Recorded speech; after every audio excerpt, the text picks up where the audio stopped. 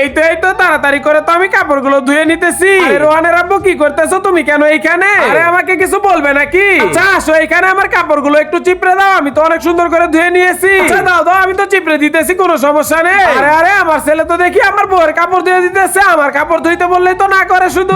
আমার ছেলেটাও হয়েছে বউ পাগল। আসো আসো হয়ে গেছে, এখন তো তাড়াতাড়ি কাপড়গুলো রোদে দিয়ে দে। এই তো কাপড়গুলো রোদে দেওয়া হয়ে গেছে। তো রোহানের আম্মু আমার হাত তো তোমার কাঁধে দিয়ে দিলাম, এখন তো আমরা দুইজনেই খুশি। এবারে দেখো আমার ছেলেদের কাণ্ড।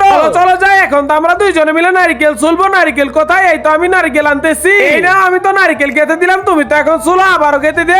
দাঁড়াও তোমাদের তো মজা করা আমি শিখাইতেছি, এখনই তো তোমাদের বুঝাবো। এই তো এই নাও তোমাদের ছেলেকে, তোমরা তো এখন মজা করো, দেখি কেমনে মজা করতে পারো। অনেক তো দুষ্টামি করেছো, এখন করো। আচ্ছা সমস্যা নেই, চলো এখন এক জায়গায় বসে গল্প করি, এখন তো ওরা মজা বুঝবে। আরে কি ওরা তো এখনো দুষ্টামি করতেছে। আরে আমি তো ওদেরকে নিয়ে একটুও পারতেছি না, ওদের মাথায় এত বুদ্ধি আর ওদের এত ভালোবাসা কেন?